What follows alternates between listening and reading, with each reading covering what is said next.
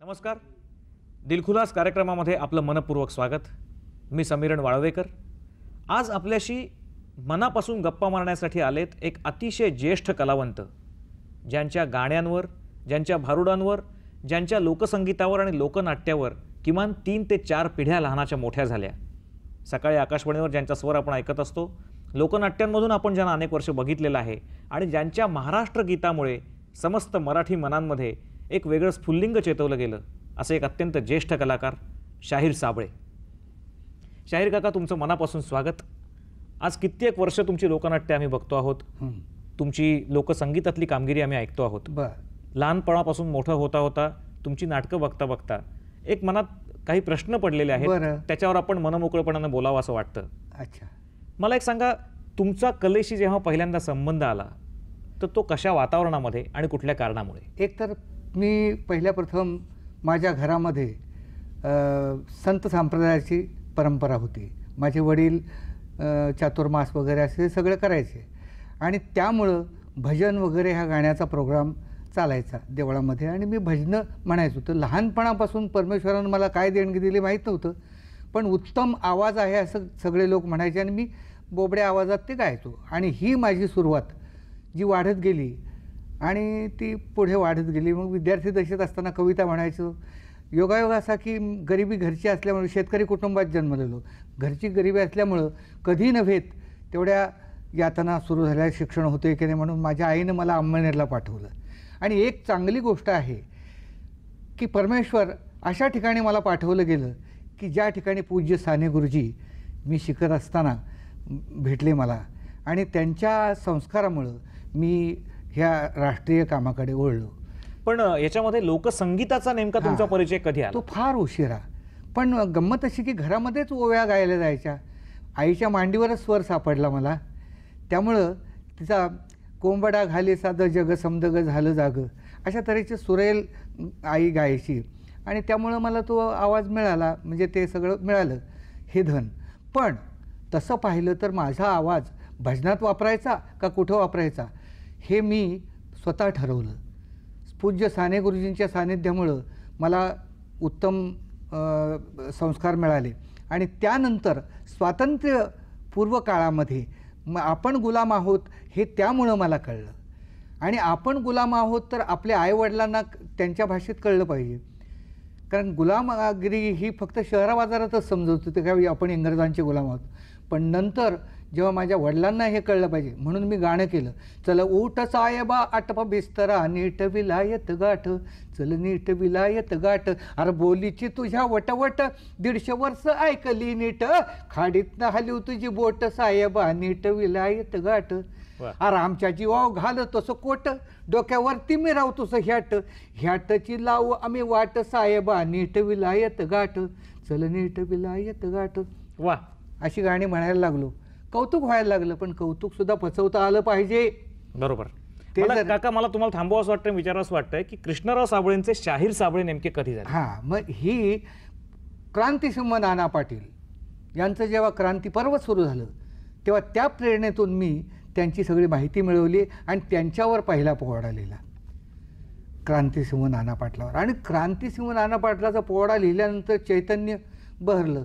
मी कामगार होतो, कुर्ला स्वदेशी मिलमध्ये काम करत होतो, कारण शिक्षण कमी झालेलं म्हणून मी हे असली गाणी म्हणायला लागलो, चल उठ साहेबा वगैरे, की झालं सगळ्यांनी कौतुक केलं. 2-3 पोरं वेडी केली मी आणि त्यांना बरोबर घेतलं आणि गेलो खानदेशामध्ये आणि तिथे मी पोवाडे म्हणायला सुरुवात केली आणि संपूर्ण खानदेश मी जागा करायला सुरुवात केली त्या क्रांती. आणि तिथं अशी लोकांची समजूत झाली की हा क्रांतिसिंह नाना पाटलाचा शिष्य आहे, कारण इतका मी आत्मीयतेनं त्यांच्या कार्याचं वर्णन करायचो.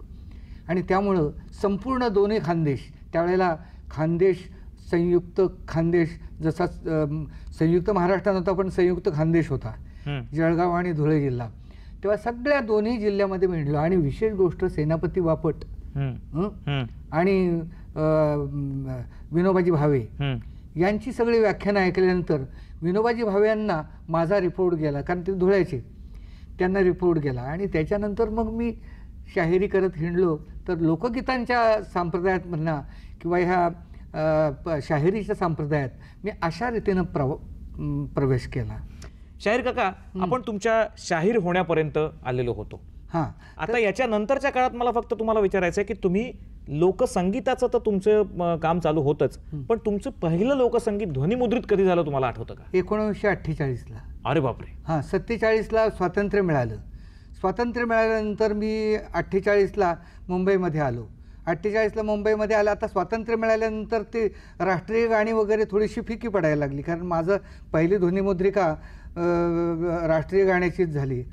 गांधी माझा सखा ग ओवी त्यांना गाईन, तू रंगात जाईन मी स्वराज्य मिळवीन, वा, अशा तऱ्हेचं. आणि अशा पद्धतीनं पुन्हा काय ओव्या ऐकण्याची इच्छा झाली नाही कोणाला. काहीतरी करमणूक करावं, काय ते आता झालं पुष्कळ. मी स्वातंत्र्य मिळालं ना, मग करमणूक मी प्रहसनं लिहायला सुरुवात केली. प्रहसन लिहायला सुरुवात केली. आता माझ्यावर संस्कार कुठल्याही पक्षाचे नाहीत, फक्त माझा पक्ष म्हणजे साने गुरुजी, बाकी कुठल्याही पक्षाचा नाही, मी नव्हतो नाही. आणि अशा पद्धतीनं वाटचाल करीत असताना पुढे प्रहसनं लिहिली. त्यात विशेष गाजलेलं प्रहसन म्हणजे बापाचा बाप, नशीब फुटकं सांधून घ्या, पण तुम्ही केलेलं होतं. फुटके सांधून घ्या, कोड्याची करामत, कोड्याची करामत, ही सुरुवात हे तुमची अगदी पुष्कळ.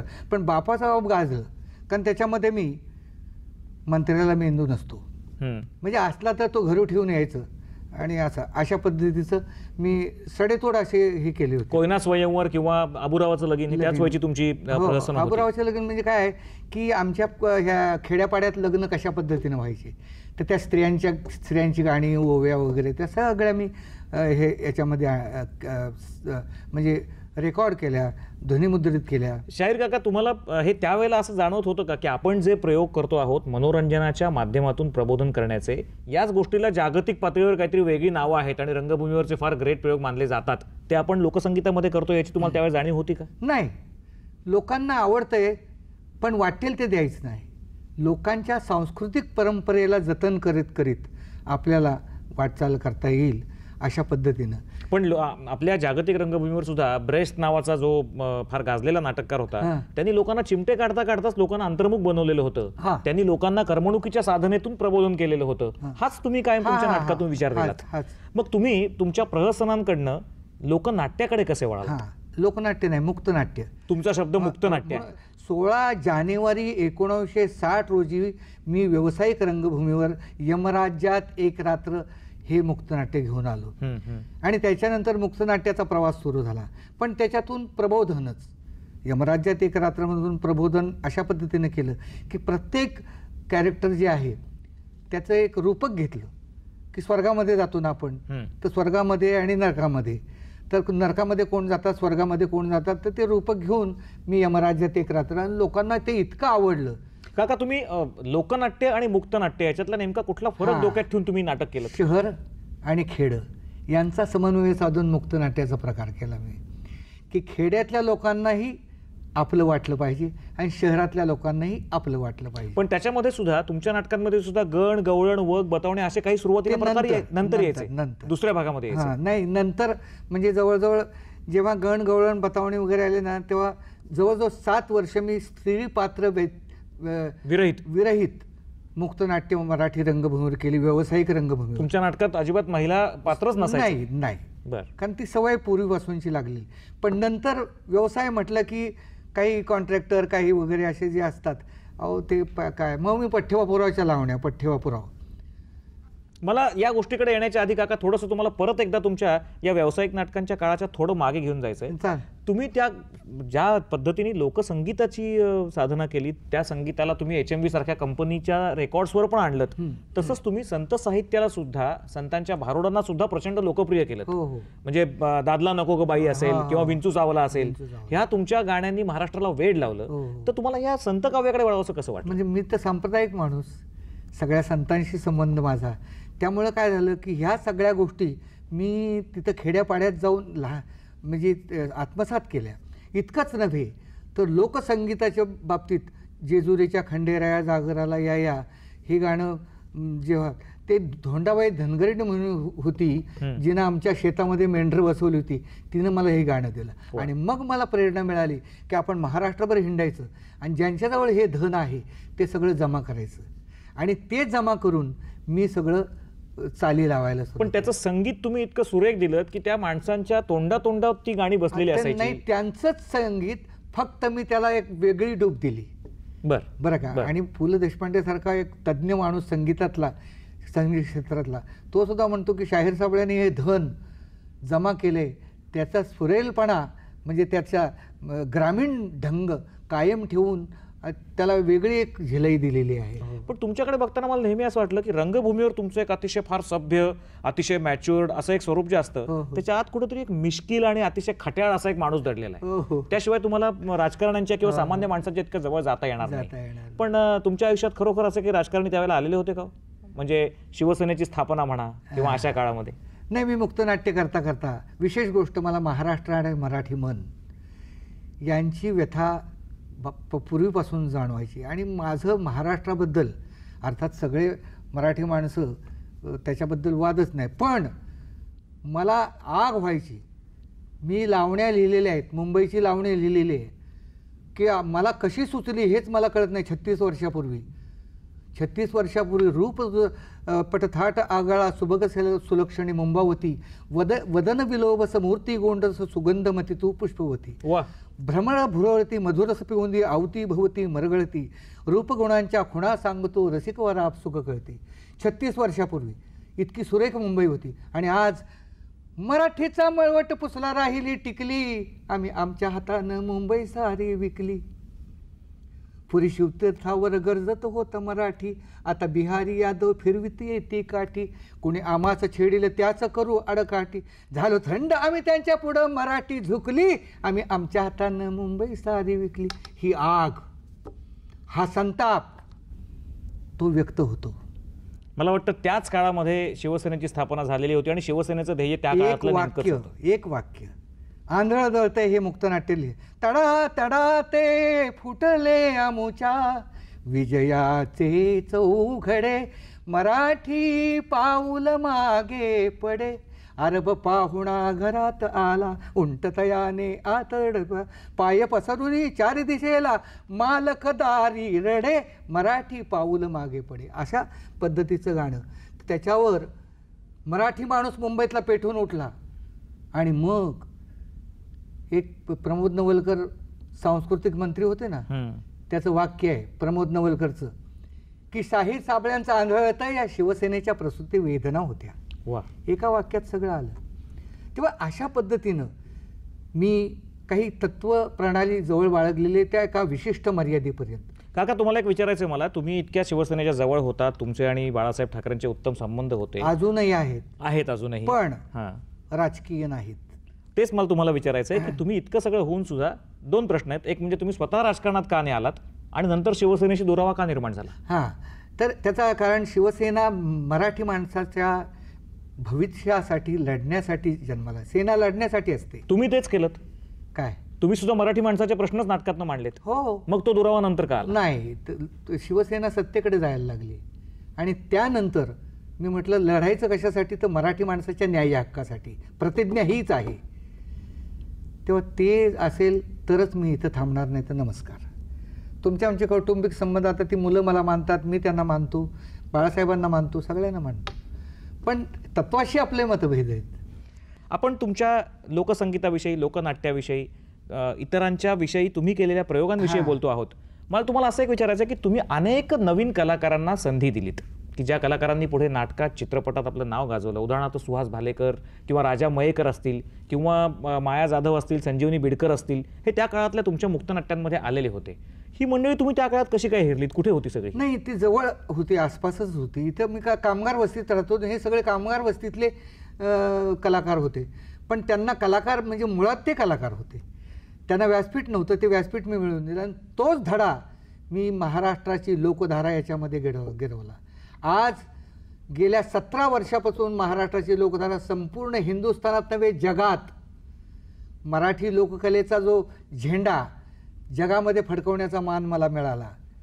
संपूर्ण जगावर मराठी सांस्कृतिक परंपरेचं छाप पडावी हे एक ध्येय, आणि ते ध्येय घेऊन मी माझ्या आयुष्यातली सगळी कमाई आज प्रतिष्ठानच्या रूपानं हे कुठलं प्रतिष्ठान आहे तुमचं नेमकं? त्याचं तपस्याश्रम नाव दिलं होतं, पण माझी स्वतःची जमीन मी 8.5 एकर दान केल्यामुळं त्याचं नाव शाहीर साबळे प्रतिष्ठान असं लोकांनी ठेवलं. आणि हे प्रतिष्ठान नेमकं काय कार्य करते? गेल्या 10 वर्षापासून शिबिर घेतली आणि 10 वर्षापासून दरवर्षी शिबिरे घ्यायची आणि त्याच्यातून लोककलावंत तयार करायचं, लोककलेच्या अभ्यासासाठी. आता परवा 15 मे रोजी नव्या इमारतीचं उद्घाटन, 21.5 लाखाची इमारत बांधलेली, नव्या इमारतीचं उद्घाटन आणि शाहीर शिबिराचं उद्घाटन. 1 महिन्याचं शिबिर होतं. शाहीर शिबिरामध्ये किती मुली याव्यात? 26 मुली आणि जवळजवळ 36 मुलं. काका मला एक सांगा, आत्ता सध्याच्या या लोककलेच्या प्रांतामध्ये या व्यवसायाची अवस्था नेमकी काय असं तुम्हाला वाटतं? एक गोष्ट अशी आहे की लोकांची अभिरुची, एक गंमत अशी की आम्ही ह्या पारंपरिक लोककला, तमाशा म्हणा किंवा काय, या सगळ्या कला आम्ही लोकांचं मनोरंजन आणि त्यातून प्रबोधन, पण आता लोकांना फक्त मनोरंजन. तुम्ही पूर्वी मोबाईल थिएटर, मोबाईल व्हॅनचा एक प्रयोग केलेला होता की ज्यात तुम्ही गावोगाव जायचात आणि तुमची बस म्हणजेच तुमचं स्टेज असायचं. आणि हे मी बघण्याकरता खास तुमच्यावर एकदा आलो होतो लहान असताना. त्यावेळेला त्या स्टेजचे दोन्ही भाग उघडले तुमच्या बसचे की त्याचा ऑटोमॅटिक स्टेज तयार व्हायचं. ही कल्पना मुळात तुम्हाला सुचली का? ही कल्पना मी ढेबेवाडी म्हणून आहे आमच्या जिल्ह्यातलं, तिथं गेलो होतो. तर कराडवरून स्टेज यायला जवळजवळ 1 वाजला रात्रीचा आणि सगळी माणसं बसलेली. तेव्हा गांधीजींची एक कल्पना होती की प्रत्येक खेड्यामध्ये रंगमंच व्हायला पाहिजे. आणि ती कल्पना मला सुचली की म्हटलं खरोखर आज इथे रंगमंच नाही, त्यामुळं म्हटलं कराडवरून ढेबेवाडीला रंगमंच येईपर्यंत जवळजवळ 4 तास गेले. आणि मग तो उभा राहिला म्हणजे रात्री 2 वाजता. डोंगरातून कंदील लावून आलेले प्रेक्षक, तेव्हा करमणुकीची साधनं कुठलीही नव्हती, आणि ते प्रेक्षक त्या कार्यक्रमाची वाट बघत बसलेले. 2 वाजता कार्यक्रम सुरू झाला, पहाटे 6:30ला संपला तो कार्यक्रम त्या स्टेजवरचा.